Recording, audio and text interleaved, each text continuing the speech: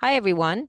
It's March the 15th, 2023, and this is episode 7 of Straight Talk with Sophia and One. Today, we're going to explore the possible reasons for unsuccessful pregnancies, and going to ask our questioner to describe the question for us, and then I will read from um, One's response for us. So go ahead. Great, thank you. In 2017, I had a healthy pregnancy and healthy daughter, and she's now 5 and doing really well. But since then, I've had 5 miscarriages. So I'm just finishing up my 5th miscarriage. And each time they're devastating. I physically am very, very healthy. I'm a naturopathic doctor in my career and a counselor. And so I walk the talk. I do everything to take care of my body, mentally, emotionally, physically, and spiritually. And I've done all sorts of lab testing to try to figure out what is going on, but everything is coming back normal. So I'm now 42, and I feel like I'm running at a time. And I believe that I am co-creating this experience.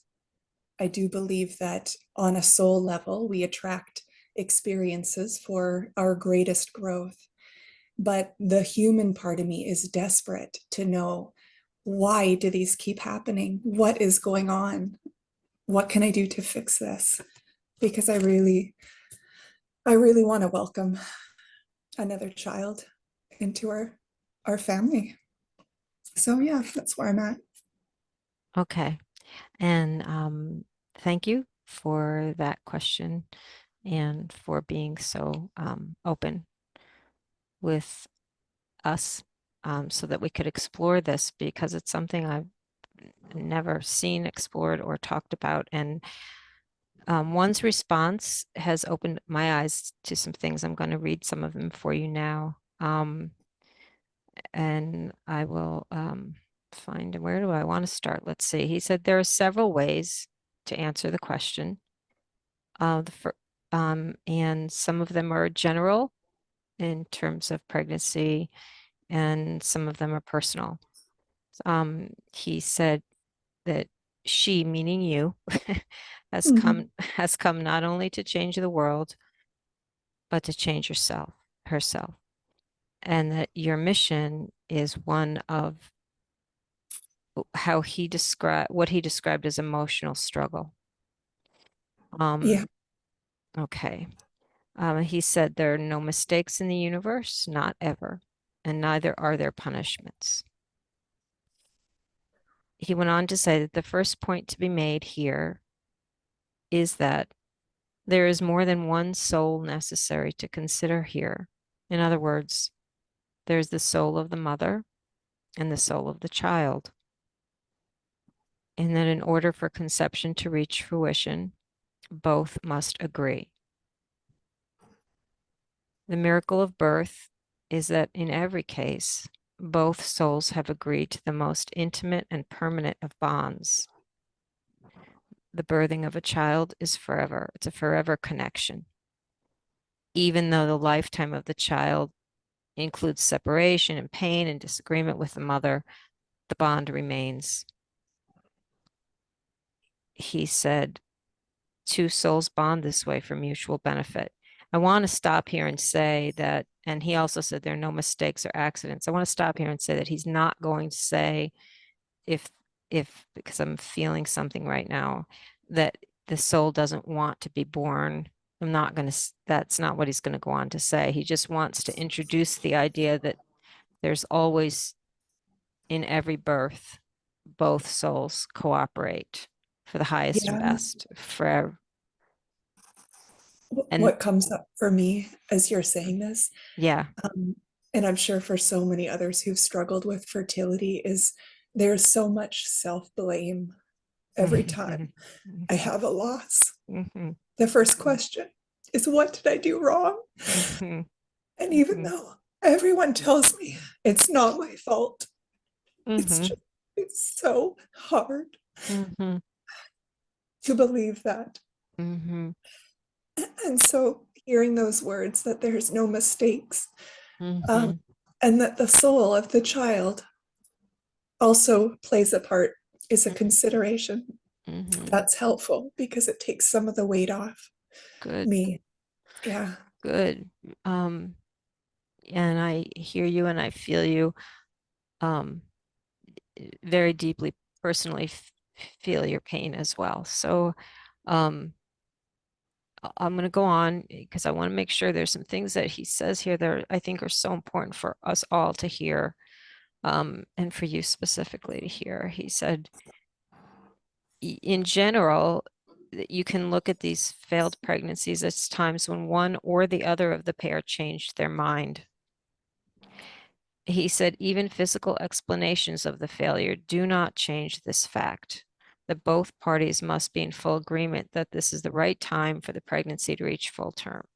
He is really clear about that, that it took, it's really a divine timing, perfect moment when a pregnancy reaches fruition. Um, he said, went on to say that these are just general reasons that these could be changes for either party, either the mother or the child, that one would be that the life would be too difficult and the soul decided it didn't want to come in because of whatever that was going to face in its lifetime. Another could be that the life would not meet the needs of the soul, would not provide the learning that the soul was seeking. Another could be that the soul desires another path to reach the same level of learning. So something's changed. Mhm. And the last one, which I thought was interesting, it says that the experience of the failure to reach term was what was being sought, not actually the birth. And again, he said there are no accidents, there are no mistakes, there are no punishments. And and then he went on to say that when an event of any kind is repeated in a single lifetime, it is always chosen. And in this case, it involves two intertwined souls. And he wanted you to know that you are doing everything right on a physical level, that this is not about physical health. And he spoke to the distress and the pain that you feel at each failure and talked about. I think you even said something about it, that the feeling that the clock is ticking Yeah. because of your age. So he spoke to that. And then he said this, and this is for you personally. He said, return to the moment when the first failure occurred and think about, and I'm having a hard time saying this, but I'm going to say it because this is what he said. He said, the what or who were you blaming it on? What were your first thoughts? What were your first feelings? How did you react? Was there fear? Was there guilt? You've already said that there was guilt. And I understand that. Um, he said, remember as you examine that moment of the first loss, that emotions are creative, and pay close attention to what you are feeling and what your strongest emotion was. And he said, when you do this, you will recognize a single overriding emotion.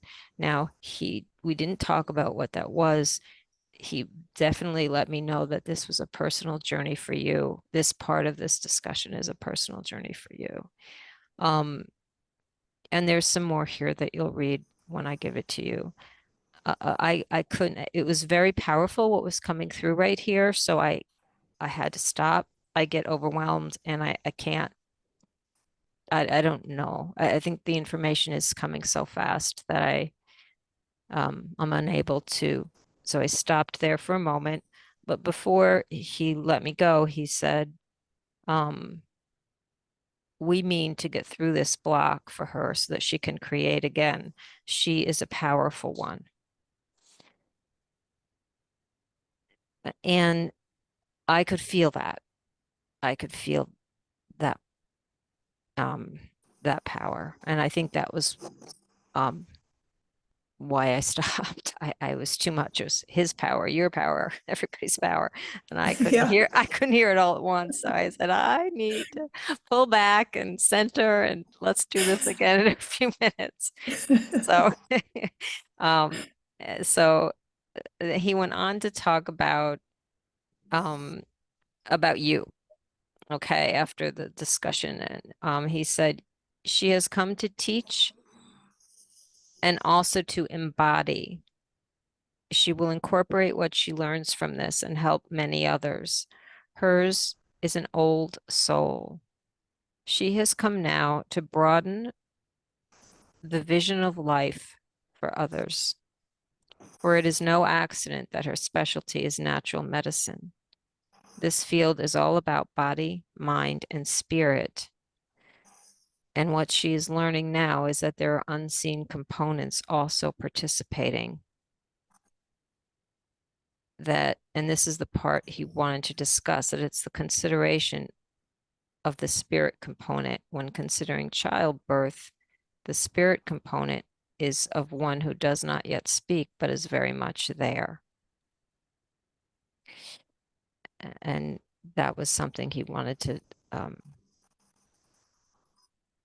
make sure that actually that you wanted to learn about. He said, what you came to learn is the broadest view of life as she can imagine, life and health. And this view takes in every other. This view is patient, absorbs all possibilities, and weighs in on what is best for every participant. Yeah, that resonates so Does much it? Does with it? what yes, I'm always seeing the farthest out, the most zoomed out perspective, Mhm. and offering that to others that I work with, and to myself when it's something self-reflective. Yeah. Oh, that's wonderful. He said again, there is no one right way or one wrong way to do this life. There is only her way. He said, she has made prior agreements before coming as to the possibilities for this life. And these are, as always, subject to free will when considering all participants. And this next part, I had a visual for. It was very powerful. He said, what she is here to do is expand her knowledge of natural medicine into a deeper participation with the spiritual. And what I saw, I'm going to find my note myself here. I saw, the first thing I saw was green and large land. And what I felt was almost like Mother Earth, like a wisdom keeper. That's the words I wrote, Okay. that you are like a wisdom keeper. And I wrote, the idea is one of connection to all of life's composite parts, seen and unseen. This is you. You are here to be this wisdom keeper. This comes from knowing, from lived experience. You know viscerally that explanations for physical events cannot always be found in the physical body, yet they can always be found. That was what I felt and knew about when he said those words to me, that why you were here. Yeah, that is just so cool. Hmm. And it was almost, I didn't see you, or I didn't see a person, I just saw huge, I don't know how to describe it, but it's very, like I said, Mother Earth, Wisdom Keeper. Those are words that were there with the vision. It was beautiful.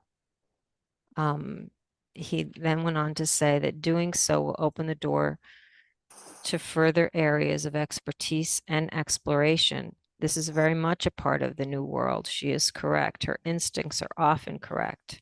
She has come to trust them. And this next part, again, he said, to return again to the first incomplete pregnancy. She instinctually felt specific things, and in some cases had judgment about what it was that she was initially feeling. And it is here where the blockage began. There is no right or wrong feeling. Know that all of the souls participating in her life currently, even those unborn, are cooperating for the highest and best outcome. There is only love, and it is massive. And again, I had a visual here. I felt this. I wrote, this is what I wrote. I feel a sweet, gentle well of love and light. This is held for you as you make your life. The reasons for every choice are comprehended and accepted in this well of love. It is very sweet and only positive. It was complete acceptance. It was unconditional. It was very, very open, very, very kind, very loving, very generous in its sharing. It was beautiful. And this was love for me For that you were you, experiencing? yes, for you. I was Oh, feeling the love for you. And it was, again, I think it was one, I think it was all of the souls that are participating as well as your own in your life right now. That there was just, there were, if I didn't see, I didn't, I can't say that I saw individuals, but the love was, you know, it bowled me over really with how wow. strong it was. It was wonderful. It was just being at, like being held and held up actually, Yes. supported. Yeah. Yeah, there's so much more we forget. We cut ourselves Hmm. off from that. But on occasion, I can kind of tap into an angelic energy and just feel this great amount of Ah, love for myself. I feel what yes, they feel. So yes, I imagine it was yes. something like It that. was something like that, I'm sure. Um, this, um, the whole connection with one, whenever it was focused on you specifically, was very much that. There was this energy around the words that was support and love and light and gentleness, a very easy, easy hug and again support. I keep saying support, but that's what it felt like. Um, that you have a lot of that around you.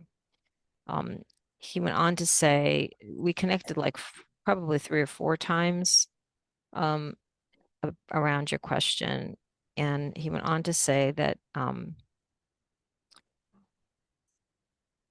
that in specific contributing factors to both successful and unsuccessful pregnancies include the fact that every time it's a co-creation.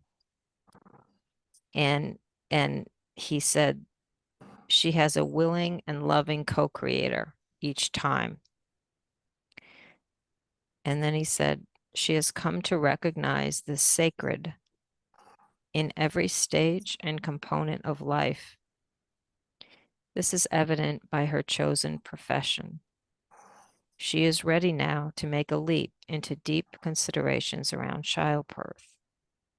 Topics to be examined include, why do you want this child? If it is to provide a sibling, there are others to consider. These would be your daughter and her father, whose lives will be impacted and changed. He went on to say, the urge to give birth is real and it is powerful. It is not something to ignore, as it is part of your physiology. This is how the race continues, and you are here as part of that process. She has reached a sort of a block. It has to do with acceptance, acceptance of her life as it is right now. It has to do with love. There is a state of mind that when it is present, it doesn't allow for acceptance. This has to do with desire. It is one thing to feel the life is so wonderful with one child. Wouldn't it be great to add another? It is quite another to feel that life is incomplete without that other child. Life is never incomplete under any condition. This is the leap that she is here to take and then to share. The powerful force of genuine contentment. Because when it is present, there is a gentle forward motion. Incoming events are accepted as they show up. They are welcomed and accepted. And here I had another vision. And I saw a river flowing, and it is powerful and gradual. And there was a boat on the river, um, almost like a rowboat, going with the flow of the current.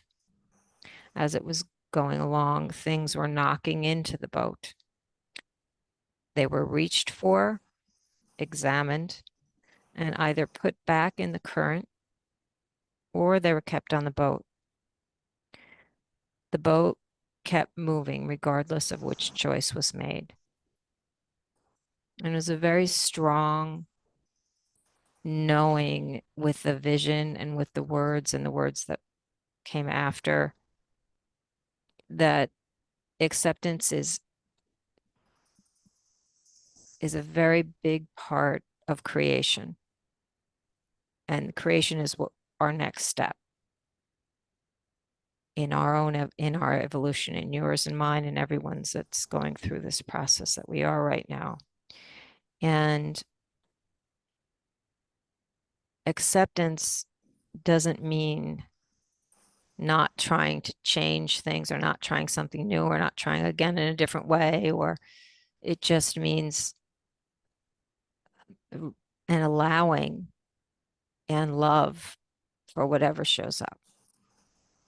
And I will read what he said after that, but there was a very big sense that, or big component of creation that includes an openness to every option. Yeah. And you know what I'm trying to say? I don't know if I'm saying it Yeah. well. No, you're articulating it really well. And his accuracy there is really profound because I think acceptance is a big piece of this. I have really struggled to accept that it may not happen, and I have really struggled to be present and to just love my family as it is. So that's a good piece to highlight for me to look at. Mm. Yeah, I'll read the rest of what he said, but thank you for adding that because Mhm. um, that was well, that's a big part of, I think, any of us that try and don't succeed. Yeah. Yeah, there's so many parts of this. What he said after this was, what she will come to deeply know is her essence, for that is the fabric holding her life together. Once she brings her heart to a place of peace, she will welcome every adventure. She will welcome another child or not, knowing that the choice to begin life here is co-created. She will accept that the soul she feels now as her unborn child is with her always and will be, regardless of whether or not she gives birth to another child in this lifetime.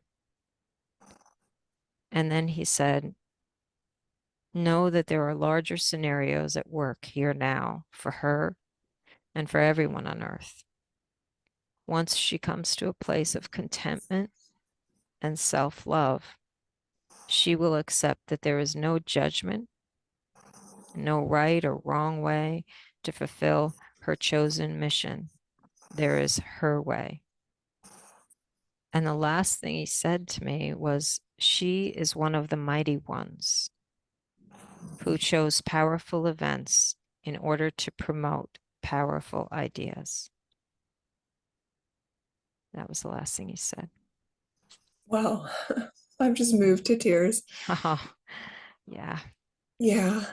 There's yeah, your words and his words are just really touching me in my core, reminding me of a lot of truths Okay. and giving me some things that I can work on and heal, not necessarily heal to fix, but really heal so I can move forward in life to get to that place of peace.